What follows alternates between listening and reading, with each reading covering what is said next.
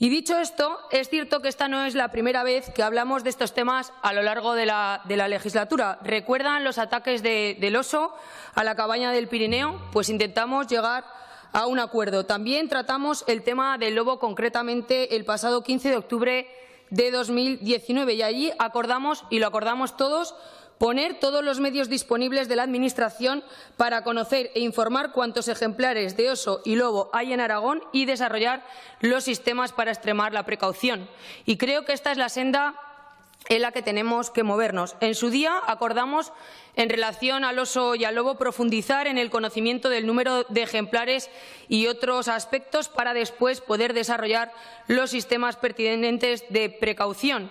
Fue lo que acordamos y creemos desde el Partido Aragonés que lo más lógico. Las organizaciones de ganaderos han mostrado ya su enorme preocupación por el tema que nos ocupa. Nosotros, el Partido Aragonés, también lo hicimos. Ellos son los primeros en entender que es necesario trabajar en aras de la coexistencia de la actividad ganadera y la fauna silvestre, y han mostrado su predisposición a hacerlo. Y nosotros, como no puede ser de otra manera, coincidimos plenamente en esta posición. Piden que se elabore un plan de actuación global sobre el lobo que incluya un diagnóstico real de la situación del lobo y la ganadería, medidas de gestión y control de la especie, medidas de prevención de los ataques y un programa de indemnizaciones para los ganaderos.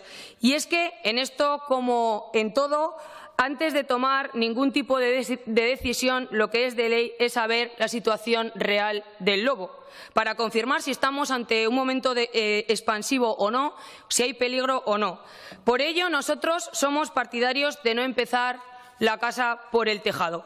Entendemos, señorías, que el lobo como especie ya está protegido en Aragón. Creo que es necesario partir de esta premisa importante. Fíjense si es necesario comenzar la casa por donde se debe, que hasta en el propio Gobierno central hay posiciones encontradas en este aspecto.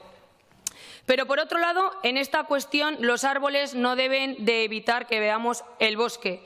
También hay que proteger a la otra parte esencial de este binomio, y hablo de los ganaderos. La persona que vive en el territorio, la que depende económicamente de su explotación ganadera, cumple legalmente todas sus obligaciones y contribuye con su esfuerzo y el de su ganado a conseguir otros objetivos igualmente muy importantes, como son la fijación de la población en el territorio, la vertebración del mismo y, sin duda, también los aspectos medioambientales.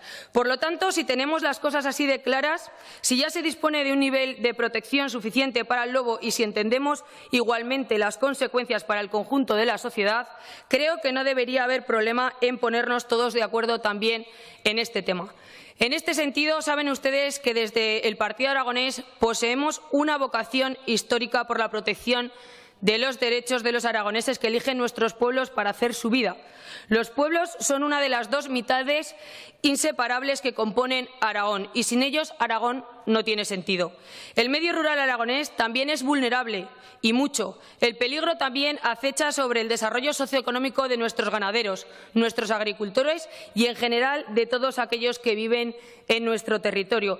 Es evidente que no se puede poner en peligro la existencia de una especie animal como el lobo, de la misma manera que tampoco se puede poner en peligro la situación de los ganaderos, ni de las familias cuya forma de vida dependa económicamente de explotaciones o establecimientos que puedan verse afectados por una mala elección en este tema. Nada más y muchas gracias, presidente.